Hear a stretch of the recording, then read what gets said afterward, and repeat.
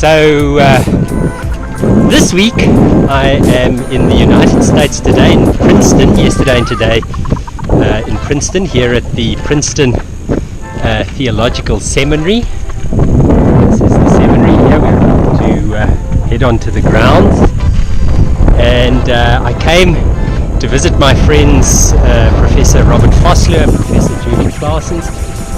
Julie was a doctoral student here, and last night gave a magnificent public lecture on Jeremiah 40 to 44 and issues of historical trauma and trafficking, which was absolutely fascinating. It's the second time that I've been here at Princeton. It's a wonderful, wonderful seminary and university, and the weather is absolutely perfect. I also got to see my former colleague, Professor Smit, who is now Professor of Systematic Theology here. So look at that. His office is in that building. Oh yes, and of course Doris came with me on the aeroplane, which is just great.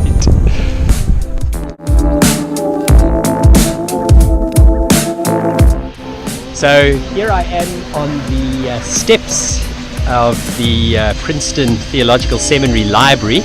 The seminary itself is on that side of the road. I'm not sure if the sun will wash this out, but all of the buildings are on that side, and where I'm staying with my friends Robert and Julie in Payne Hall is just along the road there. And in fact Princeton University, which we'll head to in just a moment, is also along that side, and it's absolutely perfect today. You can see that it's autumn, what the Americans call fall, which is very appropriate because the leaves are falling, and the colors are magnificent. It's just wonderful to be here. You can hear I've got a little bit of a head cold. I picked it up on the plane somewhere, so no running for the next couple of days, but always great to be on Doris the Brompton. That's an easy way to get around. So we'll pick up again once we're on the main campus of Princeton University. So this is the theological library of the Princeton Theological Seminary. We'll catch up in a few minutes.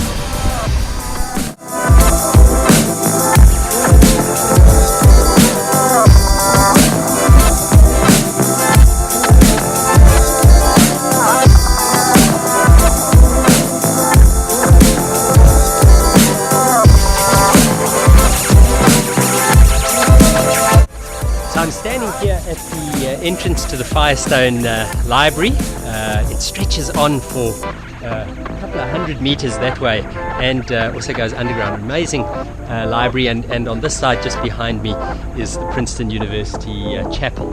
And this is as good a place as any to talk about the topic of today's video, which is the politics of forgiveness. Now, for those of you who've been following my channel and my previous videos, you know that I've just concluded a rather large research project, an empirical qualitative research project on the politics of forgiveness in South Africa, looking at how white and black South Africans conceptualize and give meaning to notions of forgiveness.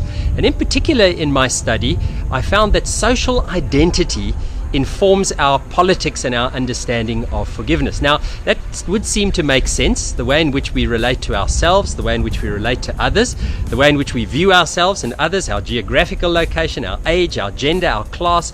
All of these things form the way in which we shape our meaning, our understanding of the world, and particularly how we view ourselves in relation to others. And the interesting thing was that in South Africa, particularly amongst the black participants that I worked with, the notion of reparation, restorative justice for apartheid was a very, very strong emphasis.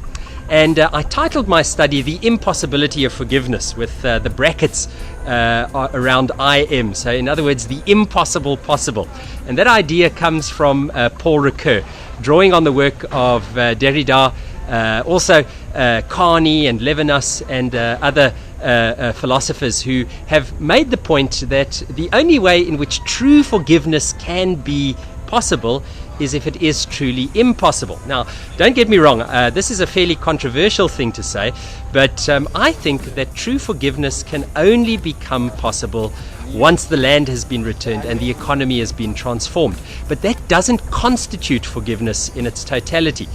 Those things are absolutely necessary. We will not see forgiveness in South Africa until there is a transformation of the ownership of land to the majority of our South African inhabitants and the ownership of the economy.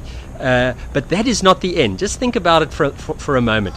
So what they challenge in their notions, Derrida and Ricoeur and Levinas and Kearney, is the notion that forgiveness can be a mere transaction, an economic transaction, a transfer of something external from one person to another. Now, of course, in some senses that's necessary. It's absolutely crucial in South Africa. As I say, we won't see forgiveness until that happens. But that's not the end of forgiveness. That's merely the beginning. And so one of the things that I've been working with is to say, how can we facilitate those processes, but more than that? How can we facilitate a process in which we begin to recognize and celebrate and safeguard the humanity of the other? You see, it's only when we recognize the other in terms of their dignity, not just in terms of their value, what they own, what they can give us, that we begin to recognize in their reflection our own humanity and our own dignity. And so what the process requires is, yes, absolutely, the transfer of land, the transfer of the economy, but more than that, the re-humanization of South Africans in society, the recognition of the true humanity, the dignity of the other. So I'd love to hear what your thoughts are. Do you agree with me? Do you disagree? I'll put a link in the show notes to some of the articles and issues that I've mentioned, as well as my new book, The Impossibility of Forgiveness. And you can have a look what I have to say there about the politics of forgiveness in South Africa. But I'd love to hear your thoughts.